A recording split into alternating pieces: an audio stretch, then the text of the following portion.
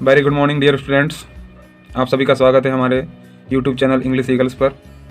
आज का हमारा टॉपिक है रिमूव ऑफ एडवर्ब टू। ये ट्रांसफॉर्मेशन का दूसरा टॉपिक है। कल हमने पढ़ा था डिग्रीज ऑफ कंपैरिजन। ठीक है, तो चलिए शुरू करते हैं। सबसे पहले हम हमेशा की तरह सेंटेंस पढ़ेंगे, उसके बाद इसके रूल्स समझेंगे।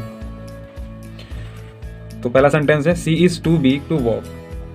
ठीक है, तो ये बनेगा कैसे? She is so big that she can not walk.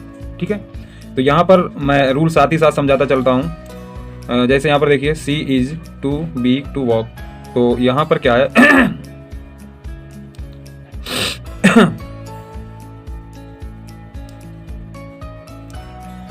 Very good morning dear students. आप सभी का स्वागत है हमारे यूट्यूब चैनल इंग्लिश ईगल्स पर। और आज का हमारा टॉपिक है ट्रांसफॉर्मेशन में रिमूव ऑफ एडवर्ब टू।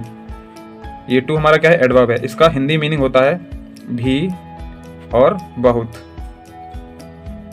ठीक है, जैसे हम कई बार बोलते हैं टू हार्ड, बहुत हार्ड है ना, it is too hard question. Very hard question भी हो सकता है, टू हार्ड भी होता है ना। तो ये टू हमारा यहाँ पर इसका मीनिंग यहाँ पर लगेगा बहुत। ये सेंटेंस है she is too big to walk. She is too big, वह इतनी कमज़ोर है, मतलब बहुत कमज़ोर है टू वॉक, चलने फिरने में।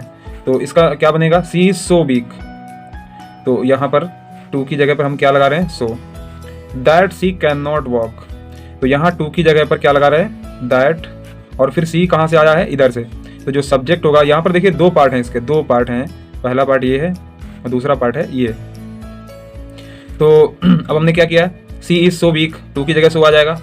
यहाँ पर दैट लगाएंगे ही, लेकिन सेंटेंस अगर प्रेजेंट टेंस में है तो हम ये वाला सब्जेक्ट तो लगाएंगे ही। उसके बाद कैन नॉट आ जाता है। अगर सब्जेक्ट प्रेजेंट टेंस में है तो कैन नॉट आएगा, और अगर पास्ट टेंस में है तो कुड नॉट आएगा। उसको हम आगे समझेंगे। तो नेक्स्ट सेंटेंस है this problem is too hard for me to solve.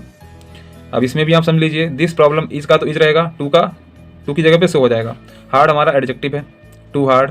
ठीक है, फॉर मी है तो इसकी जगह पे आ जाएगा आई। फॉर मी का क्या हो जाएगा? आई। लेकिन यहाँ पर टू है तो यहाँ दैट तो आएगा ही तुरंत। फॉर मी का आई हो गया। प्रेजेंट टेंस में है तो इसीलिए यहाँ पर कैन नॉट लग जाता है।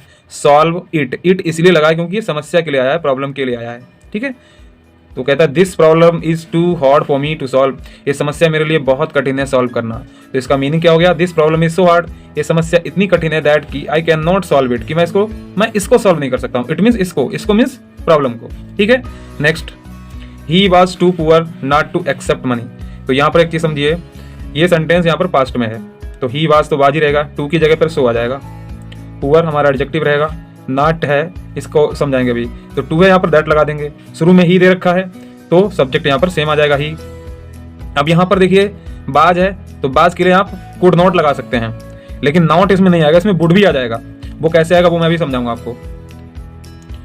तो यहाँ पर अगर देखिए ये वाला सेंटेंस निगेटिव में है तो दूसरा वाला आपका अफर्मेटिव में बनेगा।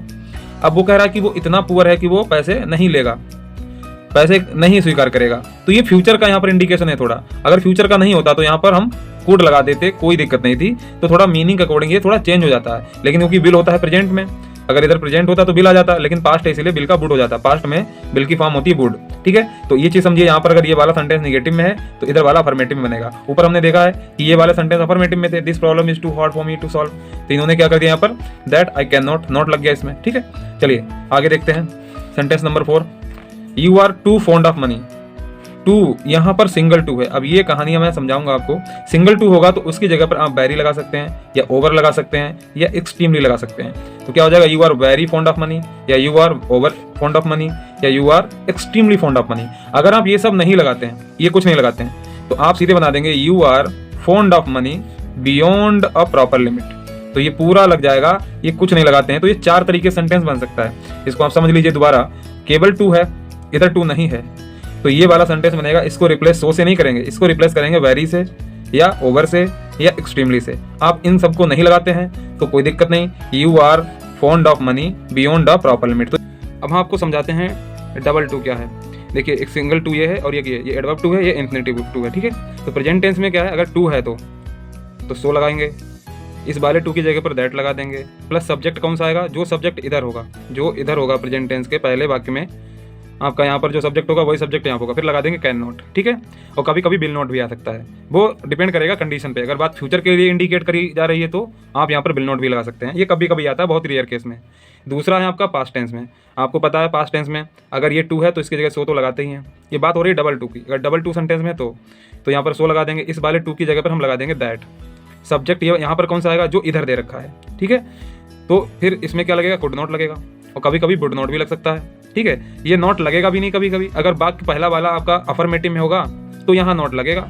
अगर वहाँ निगेटिव ऑलरेडी है, जैसे यहाँ पर आप देखिए, यहाँ पर ऑलरेडी नॉट दे रखा है, इस वाले सेंटेंस में आप समझिए, यहाँ पर नॉट दे रखा ना, he was too poor not to accept money. तो इन्होंने क्या किया, he was so poor that he would accept money.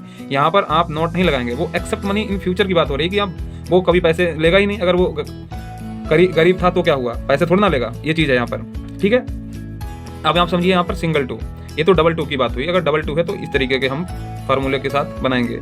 अगर सिंगल टू है, ये वाला टू एडवर्ब वाला, तो इसको हटा करके, इसमें ज़्यादा कुछ नहीं करना होता है, चाहे वाक्य प्रेजेंट में है या पास्ट में है, हम सीधे यहाँ पर लगा देंगे ओवर इसकी जगह पर, या वेरी लगा सकते हैं या एक्सट्रीमली लगा सकते हैं, ठीक है। टू को 3 तरीके से चेंज कर सकते हैं। अगर हम इन 3 तरीके से नहीं चेंज कर रहे हैं तो टू को हटा देंगे, ये भी नहीं लगाएंगे। सेंटेंस के बिल्कुल अंत में बियॉन्ड द प्रॉपर लिमिट लगा देंगे, सेंटेंस आपका बिल्कुल ठीक होगा। जैसे कि हमने देखिए यहाँ पर किया है, ये चौथा वाला आप देखिए, you are too fond of money, तो यहाँ पर टू हटा करके आप इसको रिप्लेस कर देंगे वेरी से, ओवर से, एक्सट्रीमली से। तीनों को लगा सकते हैं, इनमें से कोई एक लगा सकते हैं, इन तीनों में से कोई एक लगेगा, ठीक है। अगर हम तीनों को नहीं लगाते हैं तो सेंटेंस के यहाँ अंत में ये लग जाएगा बियॉन्ड द प्रॉपर लिमिट, ठीक है। तो ये 4 ऑप्शन इसमें आपके लिए हैं अगर सिंगल टू दे रखा है तो। फिर आगे क्या है, यदि टू से पहले for me, for him, for her, for us, for you, for them है तो क्या करें। फॉर मी है तो आई लगाएंगे, जैसे हमने यहाँ पर किया है, देखिए दूसरे सेंटेंस में हमने किया था, आप इसको समझिए।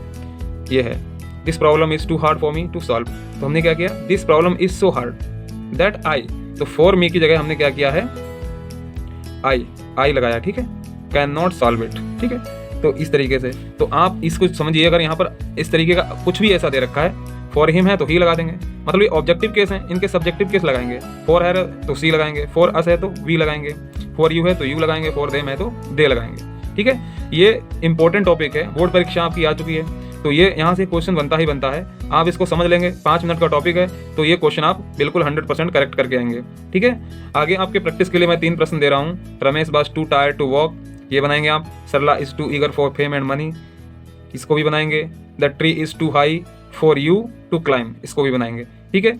और इसको बना करके आप कमेंट कर देंगे मुझे, वहाँ भी मैं चेक कर दूंगा, नहीं तो मेरा डिस्क्रिप्शन में टेलीग्राम का चैनल दे रखा है, वो लिंक दे रखा है, वहाँ आप उसको क्लिक करेंगे तो चैनल में सीधे पहुंच जाएंगे आप टेलीग्राम के चैनल पर, तो वहाँ पर भी आप ये प्रश्न हल करके दे सकते हैं, तो मैं आपके चेक कर दूंगा, ठीक है। और कल हमारा नया टॉपिक होगा ट्रांसफॉर्मेशन का, पैसिव वॉइस या अफर्मेटिव से निगेटिव पढ़ लेंगे। तो thank you for watching, like share और सब्सक्राइब करिए फॉर मोर वीडियोज़ के लिए। और कैसा लगा आपको वीडियो ये जरूर बताइएगा। Okay, thank you.